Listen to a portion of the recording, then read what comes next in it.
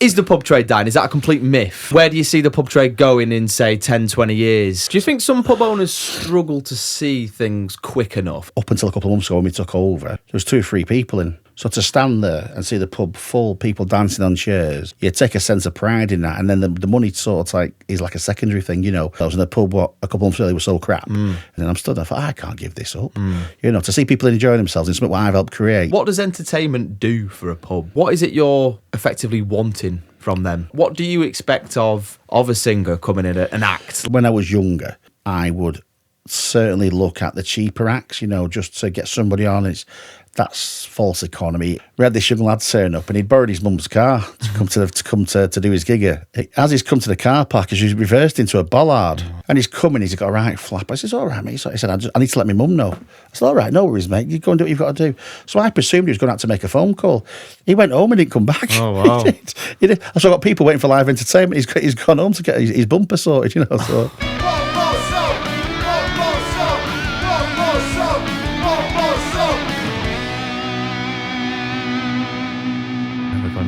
Hello, welcome to the One More Songcast. We're here with a new guest, a first as well. We've got a pub owner. So welcome to the podcast, Paul Bowker. How you doing, mate? You all right? Very well, thank you for having me. I appreciate it. It's good. How's things been generally recently? Yeah, good. Can't complain.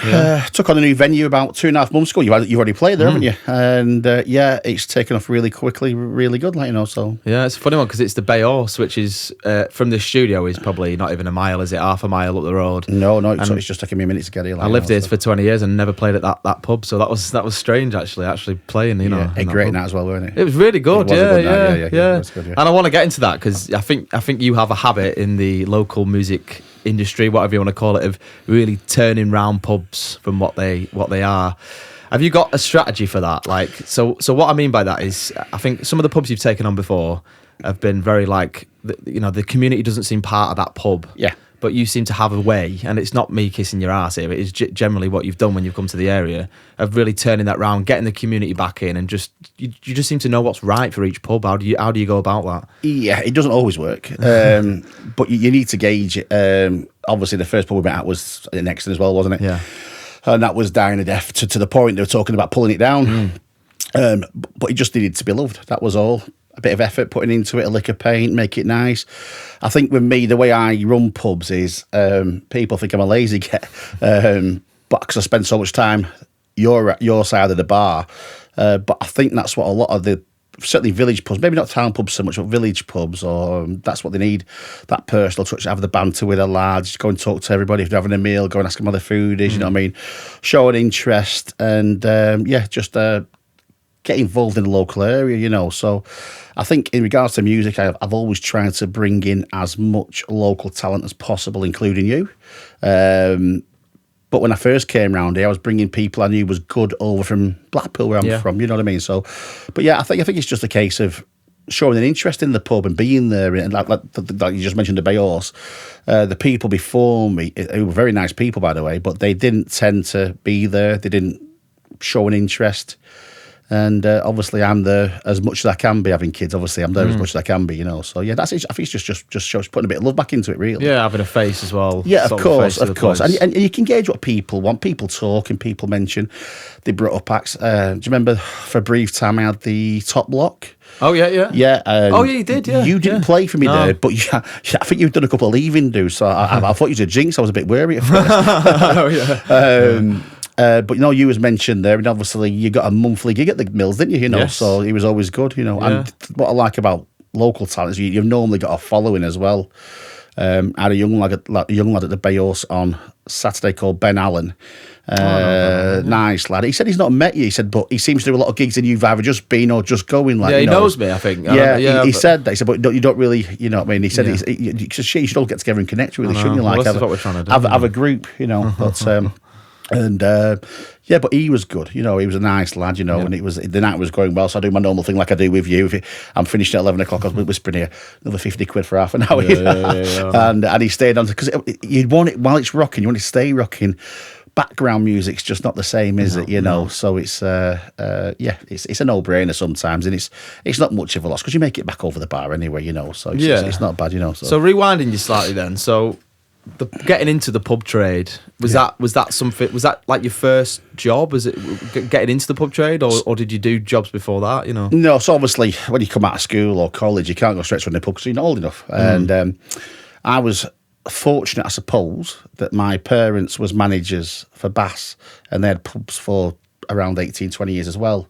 So I was changing barrels and collecting glasses from being 13, 14 years old. You know, sorry, it's red hot, isn't it? Sauna sessions, yeah. Yeah, so I was very fortunate, and I learned a lot from my dad. My dad was a very good landlord, a lot better than me, and I do a lot of how I do things because I watched him. You know what I mean? He was like me. He was the other side of the bar, playing dominoes with the lads, playing in the pool team, you know, getting the live music on. So I've sort of like copied his style a little bit, if you will. I'll never be as good, but you can always try, can't you? Know? So, you're in and amongst it, really. Yeah, and that's how I got into it. And I think I did a few reliefs when I first started. So I'd say somebody went on holiday, I'd go and run their pub for a couple of weeks here, a couple of weeks there, you know, and it grew from there, you know. And I've been doing it now for around 25 years. Little breaks here and there for different things, but overall around 25 years. Yeah, and I know I don't look old enough. I was going to say that. Yeah. Oh yeah. So how do you think the pub trade has sort of changed from when you very first started getting into the pub scene? Obviously, it would have been very different. I imagine it would have been a lot busier and a lot more community and a lot going on. Yeah, it is. Like I say, I do try to create a community feel. So I'm very lucky and they normally work. Like I say, they don't always work. I've had a couple of flops, but the majority work if you do things the right way. Things changed. COVID changed a lot of things, obviously, you know. Obviously, that's going back and it's been a bit miserable when it did. And even going back much further back, the smoking ban changed a lot. Opening hours, there were so many things that have changed things, you know. It went from, when I first started running pubs, it was magistrates who granted licences, and now it's the council. And they tend to be hard work, you know, a bit old-fashioned. But yeah, they're the main things that have changed things, I think, you know. Yeah. And then it's how you manage it, you know. I'm like I say, I'm very lucky. If I've left the pub, I've left because I wanted to leave. You know, I've not had to close down. I left the mills and came back, if you recall. Yes, that was down to the war in the Ukraine, and the gas and electric prices went through the roof, and I went from paying $3-4 grand a quarter to $3-4 grand a month. Wow. It wasn't sustainable, you know, because as you know, the mills did a lot of food, so the overheads are massive. You know, your chefs are on good money, a lot of that going on food as well, the stock wise, you know. So it was frustrating that at the time nobody said they could help, so I left. I was only gone a couple of months and I was back, but so what changed then to get you back? So the prices just came down. Well, not really. No, they got in touch, and the company I was working for, Admiral Taverns, they actually said if we give you a bit of support with it, would you consider coming back? Because they didn't replace me. The pub actually closed, if you recall. The pub closed for about 2.5 months. Nobody replaced me. Because people would see the figures and it's just not sustainable. You know, it's especially a village pub. It's a lovely pub, but because of the size of it, there's only so much you can do. You know, and it's he's still doing well now for the chap who took over when I left last time. You know, like and I'm glad because it's a lovely pub. You know. But because of the size of it, there's only so much you can do. So I didn't think there was a way back from it. But when they got in touch and they said they could give us some type of support, which they did, it was a no-brainer to come back because I love the pub, I love Exton. The locals were mates of mine, the staff. Some of them worked for me since they were 13, 14 and still work for me now. They followed me to other venues, you know, so which is lovely. Like, you know, sorry, I keep sweating. Like. We'll have a break in about 15 minutes just to get some fresh air. I think it's obviously summertime, innit? And we're getting our guests in and not realising how hot it gets in here, to be fair. So, yeah. So generally then, just generally speaking, you don't have to speak figures and stuff like that. What are the sort of battles you face with costs as a pub owner, pub manager, that people probably wouldn't realise, if that makes sense? Yeah, so I lease my two pubs that I've got. I've got the Lock and Key and I've got the Bay Horse, and I lease them both off a company. And to be fair, so far they've been very good with me. You know, I'm still fairly new with them. The Bay Horse is about 2.5 months, I think, and the Lock and Key end of November. Yeah. And so far, they've done what they said. However, like all pub companies, not just the one I'm with, their beer prices are a lot more than I can get them from other suppliers. But because you're tied in with them, that makes it difficult. Yeah. And you've got to adhere to it. It's in your contract, you buy off them, so you do, you know. Otherwise, there can be issues, you know what I mean? So that's an issue, you know. But you go into it knowing that's an issue, so it's your choice. You don't have to do it. No one forces you to sign that contract. And then obviously you've got at the minute chefs, because of the COVID thing again. A lot of chefs during COVID disappeared, doing other jobs, realised they can have weekends off, no more pressure. So now chefs demand quite a high wage. That's I won't say it's frustrating, if you get the right chef. But it's obviously an issue. Like, it's a shortage of chefs as well. Yes, yeah. It's not like it used to be. You know what I mean? You used to be able to get them just off minimum wage. Them days have gone. Unfortunately. Well, unfortunately for me, not for them. But you get the right ones, and you're okay. I've been very lucky. I've had some really, really good chefs. I've had some shockers, but I've had some really, really good chefs. And if you get the right one, you don't mind paying over the odds. Because they deserve it. It's. They can be invaluable. I had a guy with me at the Mills for 4 years, and for 4 years he was amazing. I wouldn't have got as far as I got so quickly without him, so he was invaluable, So when he kept, coming every few months and saying, well, the Missy thinks I should be getting more money, I'm like, Jesus Christ, it was probably worth it, you know what I mean? But you get to a point where you've got to knock it on the head, you can't just keep doing it because he knows he's good, because... Something like a good chef, though, is make or break, isn't it, for a pub? I mean, if that's what your attraction is as well, then it's... That's true, that's really true. The lock and key is more food, whereas the Bayos, as you know, is wet lead, and...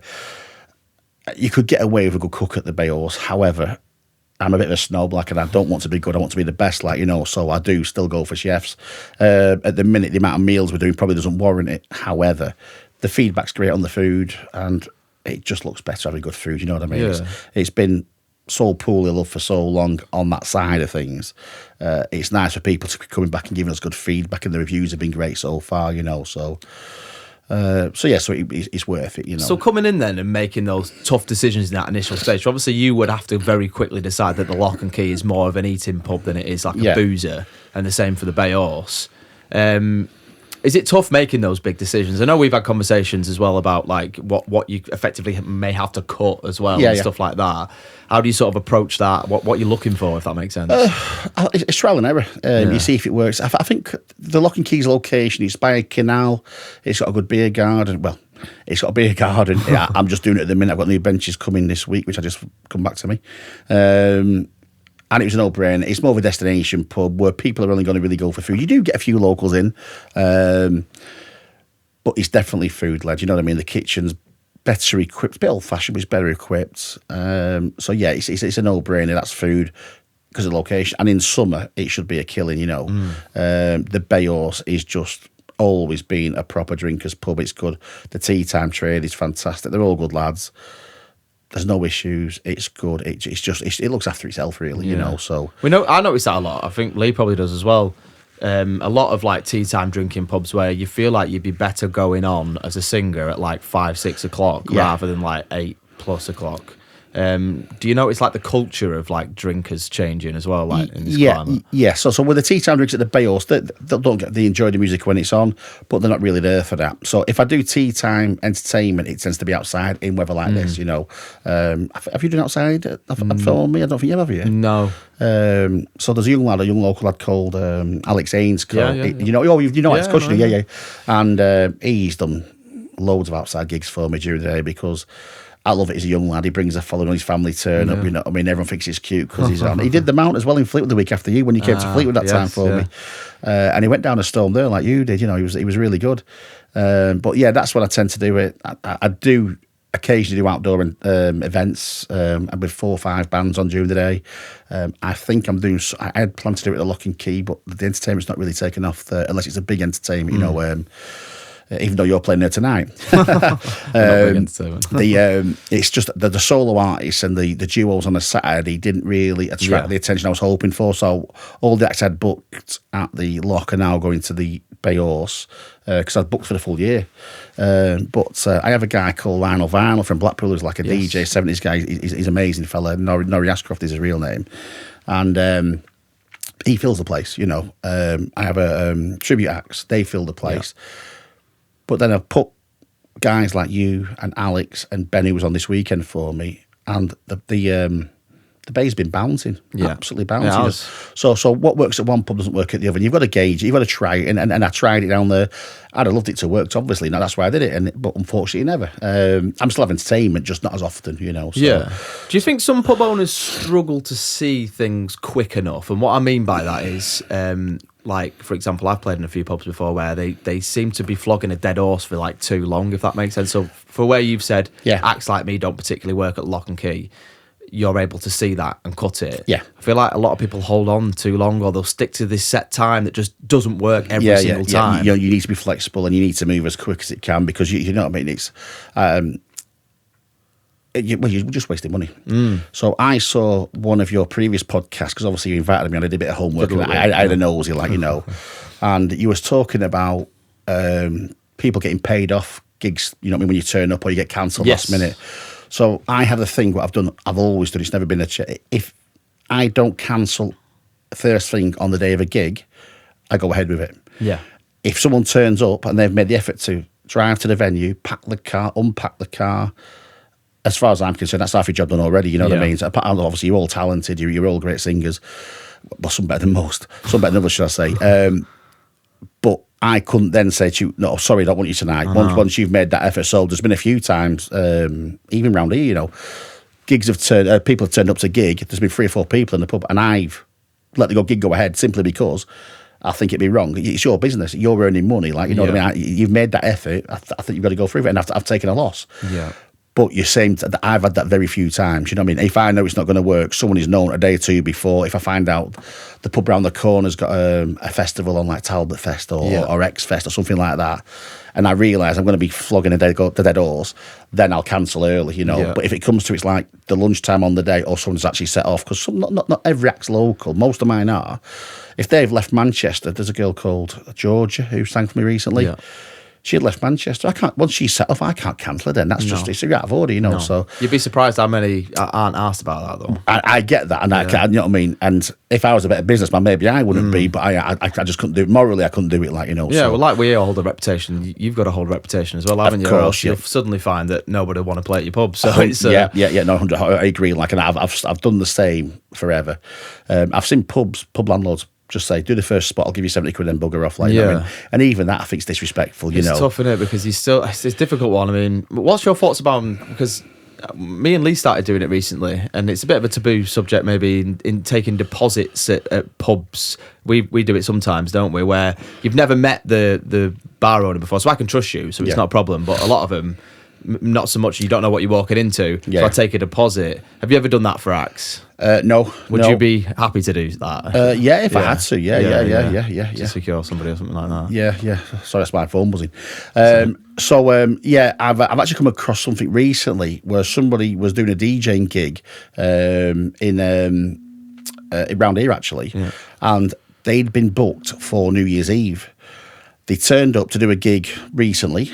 The gig didn't go that well, so they never got paid, but they was told they could keep the deposit. Right. And lost the gig on New Year's Eve. Right, so I'm like, wow, you know, but I won't name names or anything, but so the artist who it was actually got in touch with me and told me about her situation and how it would come around, and I'm like, bloody hell, wow, because that's just something I couldn't have done, like, you know. It's the risk you take, isn't it, doing what we do, sort of like, it's almost like a freelance basis, what singers, what we do. Yeah, but like I say, if you've got any respect for the people who are performing for, you know, you've got to look after them as well. Well, you know what I'm like with you, if it's been a good night, like, how many times have I come over and said, look, do you over half an hour, I'll give you 50 quid.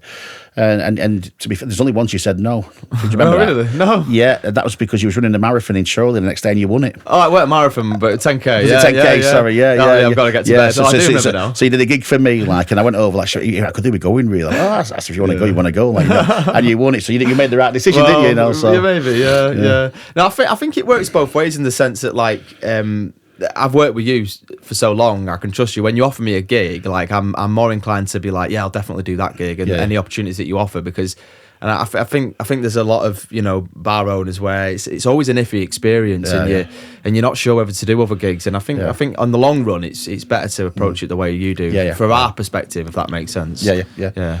Okay, so just a quick one, just a bit of education for us and for people watching. Free houses. I went to a pub in Chorley recently. I think it was the Black Horse in Chorley. Okay. Very old pub, and it's a free house. Yeah. Which means essentially that they are not owned by a brewery. Is that right? A company? Yeah. So what that'll be is the person who's running the pub will own the pub, or they will work for somebody who owns it and they'll lease it off them, but they're not tied to a brewery. Yeah. Which means they can shop around for their beer and get it much, much cheaper than me. Yeah. So on the back of that, they can charge a lot less than me. There's one round the corner from the Lock and Key, and he's a lot cheaper than me. He won't be as good as me, but he's a lot cheaper than me. But I've got to charge what I charge to make my GP, because obviously I've got overheads, I've got gas, I've got electric, I've got water, I've got business rates, insurance, staff to pay, stock to buy. So you've got to, like, it's something I can't compete with. I might do the odd happy hour. I do a Monday club at both pubs where I think there's 5 or 6 products at £3.50, But yeah, and I've actually lost a couple of locals recently, and they were saying like it's too expensive to drink in a Lock and Key. Yeah. And we're not the dearest pub in the area by no means, but we're not as cheap as one round the corner. And I find it, what's the word without being insulting? I just find it very small-minded, because they know what I've got to pay out. Yeah. Not just me, other people in the same position. They know what we've got to pay out, but they can't see that. They can't see the bigger picture. It's like, I would love to charge what the pub round the corner's charging. But then I'd be losing money. And then between the two venues, I've got 32 staff. There'd be 32 staff out of work, so there is a bigger picture, you know what I mean? And for the sake of 50, 60p a pint, I don't know, I just find it... No, I get it. If you love the pub that you frequent, then you've got to kind of factor that into your thoughts of, well, do you get what I mean? An extra 50p or whatever to keep the pub, because effectively that could mean that the pub's gone in 6 months exactly or whatever, right. Yeah, exactly right. Going back to the days at the Mills many years ago when I first came back, which was just after the first lockdown. The company who had it at the time, no longer, I think they're called Hawthorne Leisure. I don't think they exist anymore. They sold out to another company, and they actually said to me, "You're like our last chance saloon, really, because if you don't take it was going to be a Co-op or a Tesco Express. They're going to pull it down or turn it into, you know what I mean? Yeah. And so yeah, it's a gamble. But yeah, you've got to look at the bigger picture. It's I would love to be cheaper, obviously. Everybody would be, It's just my luck as well. The week I took over the Bay Horse was the week the minimum wage went up. It was the biggest ever jump. So the first thing we had to do was, after reopening, because we closed for a couple of days, was put the beer prices up. Yeah. So there's 1 or 2 locks. Bloody hell, you've just taken over and you've put the price up. But it was just bad timing, and I knew at the time. But the majority of the feedback's been good, because they've got a good pub back now, whereas it was struggling a bit, so... it's lucky, really, because the majority of people can see the bigger picture, but there are some, and they're so stubborn with it, and they always tend to be vocal as well, you know what I mean? They'll be slagging you off in other pubs, like that pub round the corner, it's expensive there, you know. Yeah. Do you know what I see, which crops up a lot now, and it's strange, is... because obviously I work with different bar owners and stuff, is people getting slagged off as a bar owner. There's somebody I know at a particular pub, and she gets like notes written to her and put through the door saying, this pub's not as good as it used to be, and all this. Do you find a lot of that, like kickback? I've been very lucky. I've not had much of it. I've seen it, and I tend to take over pubs that have been struggling previously, so the feedback on the previous tenants or managers is normally not great, but luckily enough, because they've struggled, I tend to make the pub a bit better. You get the manager bounce almost. So I sort of get good feedback, but I took over a pub in Morecambe once, and they hated me because I went in with standards, and it's like like I said earlier, like my dad had pubs before me, and he was very, very old fashioned. Men didn't swear in front of women, you know what I mean? There was no effing and jeffing at the bar for stuff like that. And I was only young, I was about 21, and I went in with that same attitude. And lead balloon. It went down like a lead balloon. So I educated myself, and you've got to adapt to your environment. Sometimes you have to be like I was at the Exeter Mills, like I can have a laugh and a joke with people, and I can let things slide, you know what I mean? And some pubs, if they're effing and jeffing, if that's that culture in that place, you shouldn't have to, but you have to lower your standards. Like, it has to be different, I don't normally tend them pubs, to be fair, but I was only young, and I went in really strict, and they hated me, so what I find a lot of pubs struggle with is the drugs problems as well in pubs, and they have sort of people that are embedded in the sort of culture of that pub, and they really struggle I've had a few pubs where they've just let that run riot and take over, and there's no recovering from that. Have you had to make tough decisions on the sort of drug side of pubs as well all the time? Obviously, I'm quite lucky. So I've had pubs around here for a while now, so I do know a lot of people who do things they shouldn't be doing. So when they come in, I tend to pull them very, very quickly. Yeah. But what I've done at the last few venues is when they're in and I know what they do, I'll have a quiet word. I'll introduce myself. I'm Paul, the new landlord. Obviously, we've met before. I know what you do. It's none of my business. You just don't do it in here. Yeah. You know what I mean? Yeah. And that seems to go down well. I get a good feedback on that, that's the way I've handled it. And I've had very little, so it's... Yeah. Yeah. Okay, just before we take a quick break, so I know it's getting hot in here, I just wanted to talk about the landscape of pubs, really. So why is it that all pubs aren't free houses, if that makes sense? Would a free house not be better? Of course, like yeah, you? but obviously to buy a pub, you're talking hundreds of thousands, millions of pounds. You know what I mean? Whereas for me to take a lease on a pub, which is what I do, I pay rent. I don't own the building. Some of the maintenance is carried out by the pub company. So I won't say it's a safer option. If I had enough money to buy one, I'd buy one. But at the minute, I don't. Yeah. But yeah, in the perfect world, I'd have a free house and I could charge decent prices and everyone would be great.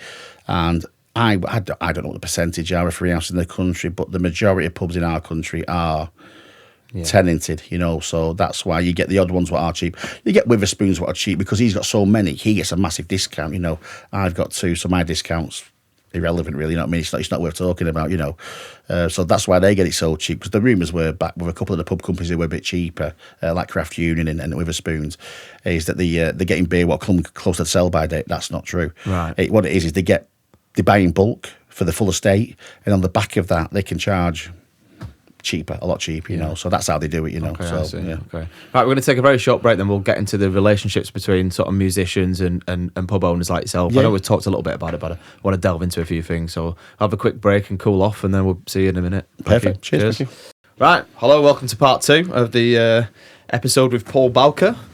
So, Paul, we were discussing about some of the overheads, weren't we, before, and sort of what you face, challenges you face. Do you want to take that a little furtherly? I know you had a few questions. Yeah. So, one of the things I've always sort of asked people that sort of lease pubs, or it's come up, is like things to do with like licensing, and also like even if you have Sky Sports and the costs and stuff like that.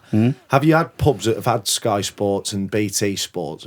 What are those costs like? Because I think it's a lot more than people actually expect. Yeah. So currently it's TNT now, isn't it? Not BT. But you're right, it was BT.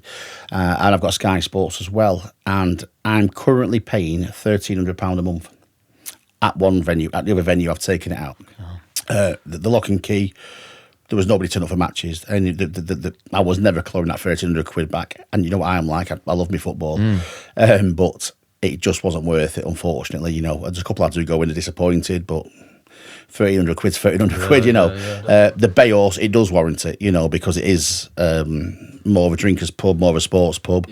So it's a painful expense, but certainly during the season, I think it's necessary, for certain venues. But some of them, you just won't shake your head at it. You know what I mean? Is that £1,300 for one of them? No, that's both. Like combined. Combined, right? Yeah. I like the licenses as well for like PRS and stuff like that to have live music on. Yeah. I mean, I've heard horror stories about how much people are paying for them as well. Yeah. That's about £3,000 a year now as well, I think. So is that to have like people like me and Leon? Yeah. And background music. Yeah, I knew it was that. But I didn't know it was live entertainment. Yeah. And out of all the people I face who are chasing you, they're potentially the most ruthless. Honestly, they just keep turning up. Then you start getting crappy emails and letters, so you've just got to bite the bullet. But the thing to do is do it early, bite it early, and then they'll let you pay in instalments rather than just take a chunk out of you, So that's the way forward. If you try and ignore it, then they take that option away and they want it all in one hit, So it's and then the choices are you stop having live music and background music. And you look like a Sam Smith's pub with nothing in the background, No, I get you. So I can see why some venues don't have music, if that's what they want for it, There's a company called Sam Smith's have no entertainment, and most Witherspoons don't, do they? No. So he's getting away with a lot of expenses. So I understand, and obviously charging cheap prices for the rail will obviously be affected if they was playing for music, you know. Yeah. But yeah, it's a pain, but it's just one of the things you've got to do, unfortunately, you know. And I don't think there's another country in the world that does it, you know. I just think it does. So. Yeah, it's just, you know, there's taxes upon taxes here, and there always feels like, and just things that just are in place that just seem a bit silly, really. That's right, yeah. Right, so it might seem like a really sort of obvious question, but what does entertainment do for a pub? So when you get your band on, you get your DJ on, your tribute act, what is it you're effectively wanting from them, if that makes sense? What is it doing for the pub? Yeah, well, there's a couple of things what I look for, obviously. I want to make more money, which is obviously the obvious answer. But on the back of that, and it's happened a lot recently, it happened when you was on at the Bay Horse this week, you know, because the Bay Horse, on a Saturday night, up until a couple of months ago when we took over, there was 2 or 3 people in. So to stand there and see the pub full, people dancing on chairs, you take a sense of pride in that. And then the money sort of is like a secondary thing, you know, to see people enjoying themselves in the pub, what a couple of months earlier was so crap. I buzz off that. I had an experience at the Mills once, and I went to Turkey, and you were playing, and you're just lucky you sat here. And you were playing. I came back from Turkey, and I'd had a few issues.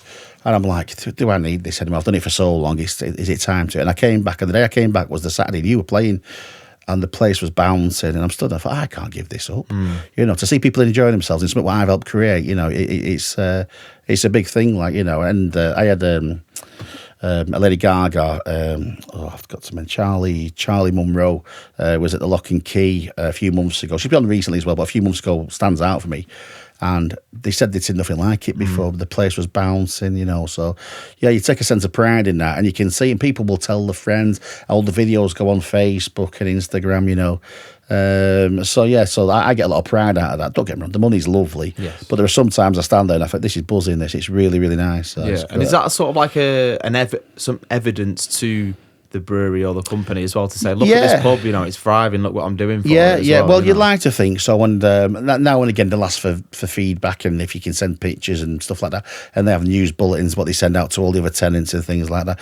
Like they said, they've asked for the link for this podcast, which we'll talk about again, like, you know. And because they love to see us interacting and doing something different, you know. And and part of the thing we've done is, certainly around here, and I had a place in Cleveland a few years back, is getting young local talent to play for the first time is a big thing, you know. And I've quite enjoyed that, you know, and seeing how they progressed. I've got, to be fair, more around the Blackpool area, but some have gone on to do really, really well. Like, you know, there's one girl, Cassidy Kiernan, and she goes all over Europe doing weddings, you know. It's fantastic, you know. So, and you feel sort of a part of that journey. And you do. You're given the opportunity, like, you know, and it's a bit of a gamble as well, because they're only 15, 16. You know they're going to be young Alex round here, you know, Alex. And it's always nice to see him doing well. And then you feel good when they come back and they put the price up.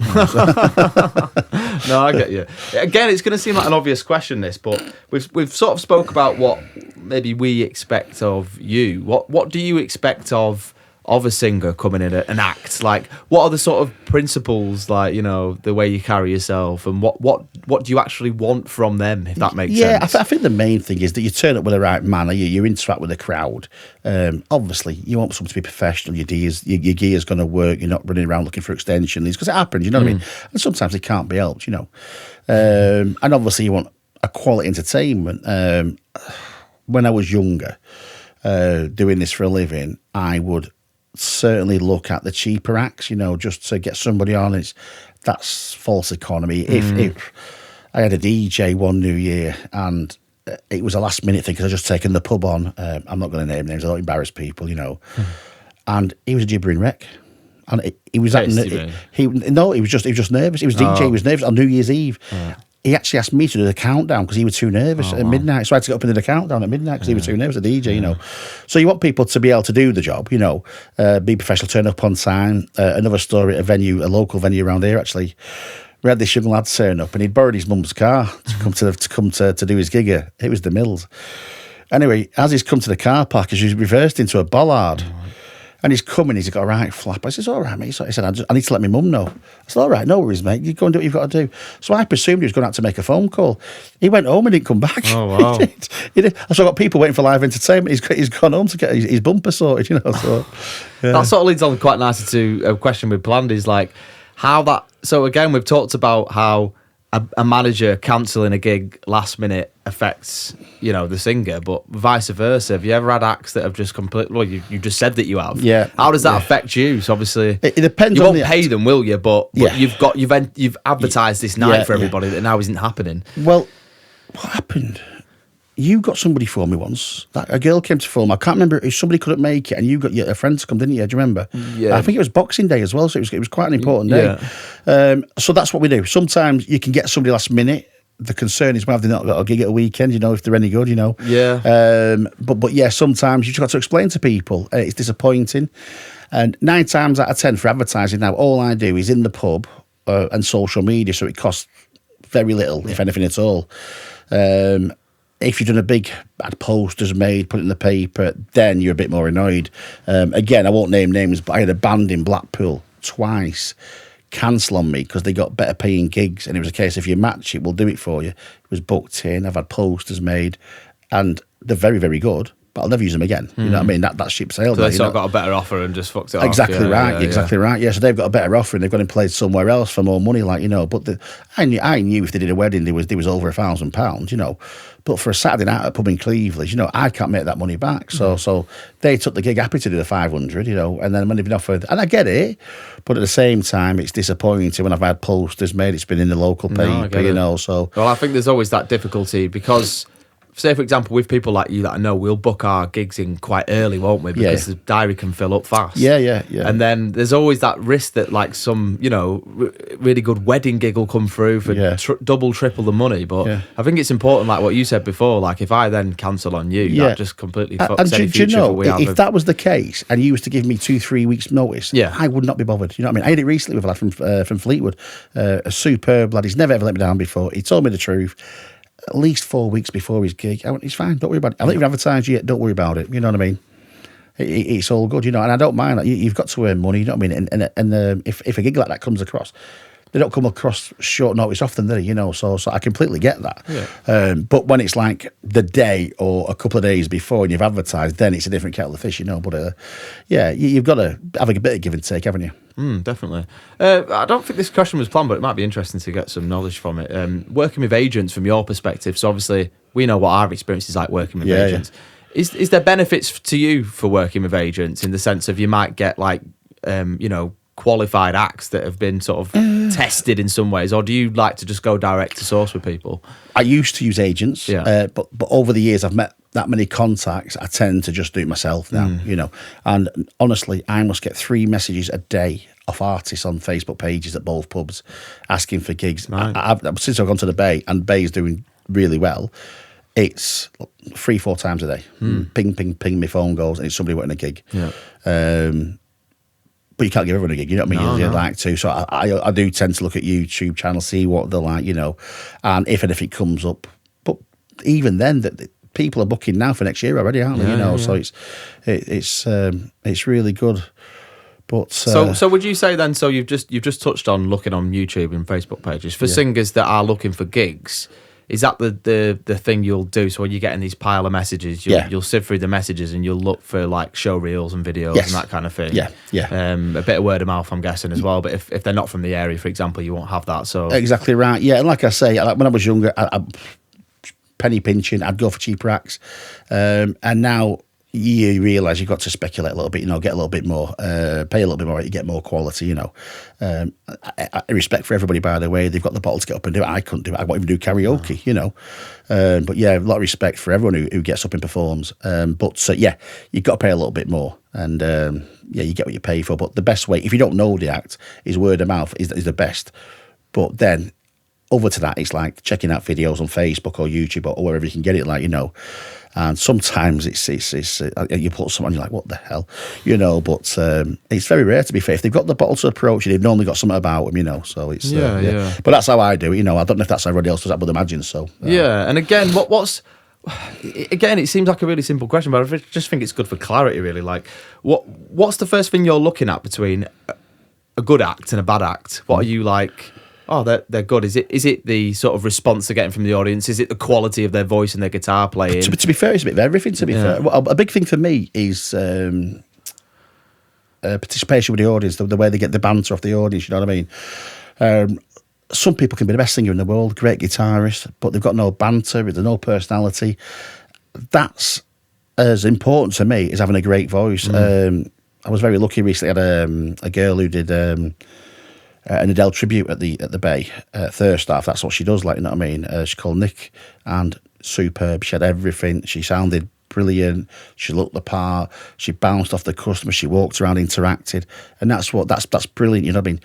I think the interaction is massive. You know, it's like if you get some rapport with the customers, they'll join in. If you're just stood there strumming away like you're not talking and just belting out the tunes, it just comes a bit monotonous, you know. So, and I don't think singers maybe, well, just generally, I mean, even I have to work at that sometimes. You know, it doesn't always come naturally. So I think it is something that singers can maybe take advice from and work on that. Yeah, well, you've got a lot since we first met 4 or 5 years ago. Yeah. The difference in you from when I first met you to now is massive. Yeah. You know, I can see a massive difference. Doug, you always spoke, you always talked to the crowd, but now you're a lot more. You know, I popped in. I nearly said something then. I popped into a bar in in Chorley when you were playing, and I've not seen you for a few months. And remember, and you actually messaged me and apologised for not talking. But you were playing, but you were interacting. Like, you put your hand up. I spoke to your dad, you know. And I'd never seen you play there before, because I'm used to seeing you play in my pub. I've never seen you play anywhere else. And I saw the band she was having in there, and there was somebody's birthday, and and you got involved. So it was nice to see you doing it somewhere else, because I'm just like, is it just because I'm around and we know each other type thing? So it was good to see that you bounce off a crowd I've not seen before. Yeah, I think me and Leo both say this when it's difficult when if it's bouncing, it's great it's easy to feed off the crowd, but when it's not so much, that's when it gets really tough for singers. When it is a quiet night and you almost then feel like you're acting almost. You get what I mean? It feels like it's tougher to do that. But see, I can actually get what you're saying about the whole going, like, just belting out the tunes. I think if you're belting out the tunes and then you're having a break in between every song and not talking, there's a difference between that and, like, I'll generally find like 2 or 3 songs or 4 or 5 songs that I can go one straight into the other, and then have talking breaks afterwards when I'm having a drink. And generally, if someone heckles you, that's the easiest time to get them, because then it's just a conversation with your mates in the pub. Then I think.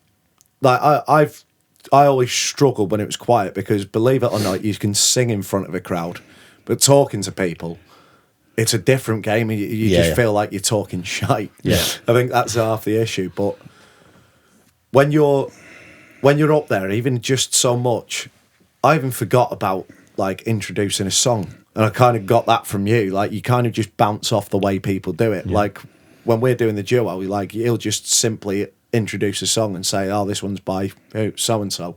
Such a simple thing. And people are like, oh, which songs are going to play? All of a sudden the ears perk up. It's definitely one for people to take, musicians that are watching this. I think the big question to ask you, Paul, and I think you're the most qualified of everyone we've had on to answer this question, is people talk about, the pub trade's dying, and pubs aren't going to be here for very long. You hear that all the time, but actually, I think me and Lee are probably the busiest that we've ever been, and it feels like venues want music more than they ever have in my time doing music. I'm sure it was very different in the 60s, 70s, 80s. I think you could gig pretty much every night of the week.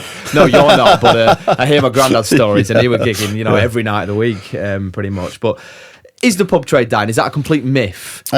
Where do you see the pub trade going in, say, 10, 20 years? And some advice, I think, for people that do go into pubs, that maybe are thinking about staying at home and getting the dodgy box on and getting a takeaway in. Advice to them as well. Yeah, no, it's the pubs need the support. You know what I mean? It's a well said phrase. Use it or lose it. And that is the case. And that's why we've lost so many pubs. And it's not a dying trade. It's not as easy as it was. You need to keep reinventing yourself, changing your menus, putting offers on, putting acts on. Some have live sports, some don't. Make sure your beer gardens are tidy. Put good range of drinks on. You have to evolve. If you stand still, you're knackered. You know what I mean? It gets boring. People drift away, and it's. Once they've gone, it's hard to get them back, So, it's just to keep evolving, And I do think live music is a big part in a lot of venues. Not every venue, but in a lot of venues is massive, Certainly, like I say, the Bayos, I was told when I first took over by some of the locals, it doesn't really work here, live music. Every Saturday's packed, So, I didn't do it to prove them wrong. I did it because it's what I always do, and that's right. And if it doesn't work, it doesn't work. I tried it at one venue, it doesn't work, so I've moved it to the Bay, and it is working. Will it work every single week? Maybe not. But so far it has. So until it stops working, I'll change it. And it's like 1 week I've got. Like I say, an Adele tribute act on. The next week I had Ben Allen on. Completely couldn't be more different. Yes. It wasn't quite as busy. It's not quite as spectacular, but it was really good. He was a very good lad. He was good at what he did. Crowd loved him, and like I say, he did over half an hour. In fact, he just carried on going. He was superb. Yeah. So you need to mix it up as well. You can't have the same stuff every week, and that's the difficult thing when you're in a small place because everyone knows you. And there's an act called Just George who goes everywhere, and they're all superb. Yeah. But if you see him every single week, you know what I mean? You've seen him, so you're best trying to get him on 3 or 4 times a year. You was different at the Mills because I had you monthly because you had a good following and it was like once a month. But if you have every other week, if you go through the same cycle, exactly 4 artists, right, and everybody likes what you do.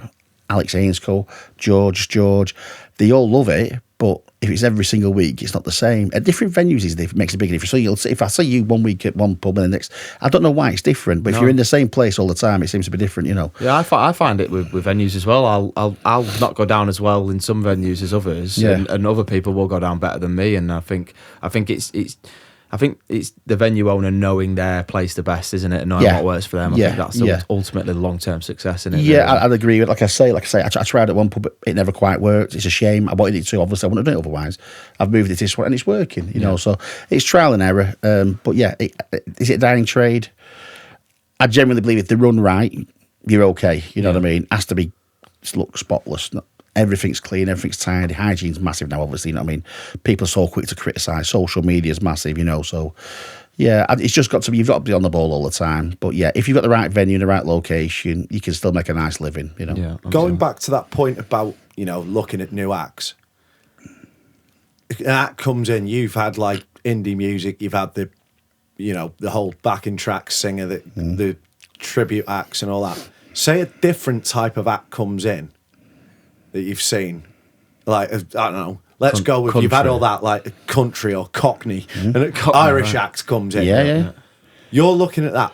How are you weighing up the risk and whether that's a risk worth taking? Because that might be a little bit too far out there or possibly, too niche. I think you'd have to judge it. In regards to the country and western, I brought a girl up earlier. I gave one of her first gigs over in Blackpool, and she still does gigs for me now over here. Cassidy, she's really good, and she's just started specialising in country and western. And that's her niche now. And she's amazing. So she did a gig for me doing that at the Lock and Key, and it was quiet, but the people who was in really enjoyed it. And when she comes to the Bay, I would imagine she'll be doing the same thing there. So because I know of her quality, I don't take that as a risk. I think it's a risk if you don't know them and they've not got a local following to do something a bit more wacky, a bit more out there, We'd have to just judge it.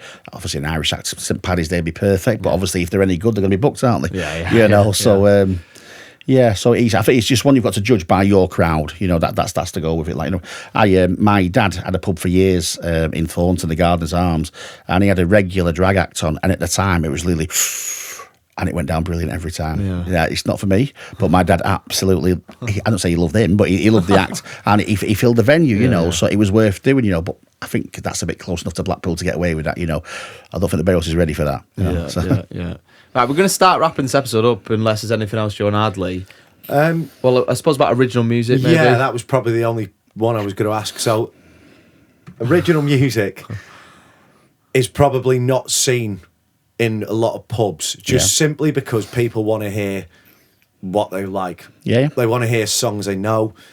Like, you've got local music venues like the Ferret struggling, just about saved it a couple of years ago. Have you ever thought about doing an originals night in any of your pubs, or is there any pubs you thought, right, we might get away with this? You've tried it, it's not worked.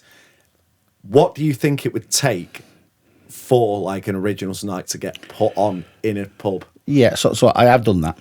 So what I've done previously at a couple of venues, and even recently at the Lock and Key, I've had monthly open mic nights to give people the opportunity to perform their own material if that's what they want to do. And we've had some really, really good ones, and on the back of that they've had some bookings off me, so there is a way to do it, you know what I mean? But I think to see them perform it and in the venue for free is a bonus. That's more of is it a showcase, would you say? What, an open mic? Yeah, yeah. Yeah. So the amount I mean, it can be dead for singers. It can just be. Yeah. I think some owners use it as a way to just get free music on, but Exactly others will have a gateway to have a gig from it. Perfect. Ben Allen played this weekend. That's how he got the gig. He came in the open mic night, and I tried to do that. I won't say everybody gets a gig, you know what I mean? The amount of people who turn up, by the way, give you a business card is fantastic.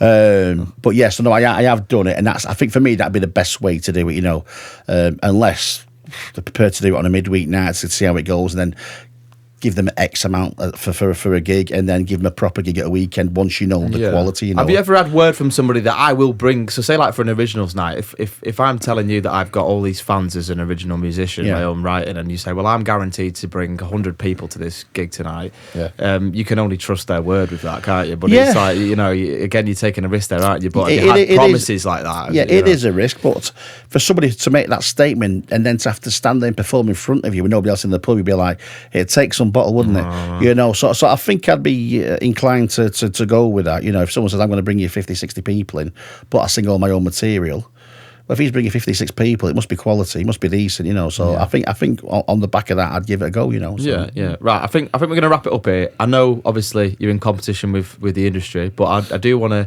leave you with one tip to give to somebody that maybe is starting off as a bar owner in the pub trade. What would be the number one tip you give them that maybe you wish you'd have known earlier, if that makes sense, in your career? That's a good question. That would give someone a little bit of a head start that maybe you didn't have at the time, if that makes sense. Yeah, I think just to get your basics right to start with. Again, recently I've taken over a venue, and he was spending $3,000 a month on entertainment, but couldn't afford to buy beer or put staff on, you know. So get your basics right first. Start off slow and see what your customers like, then build gradually. Don't go in gung-ho, throwing loads of money into it. Make sure the venue's going to work for you first. And then you can build on that. Just get your basics, get a platform and build from that, yeah. I think that's pretty good advice, to be fair.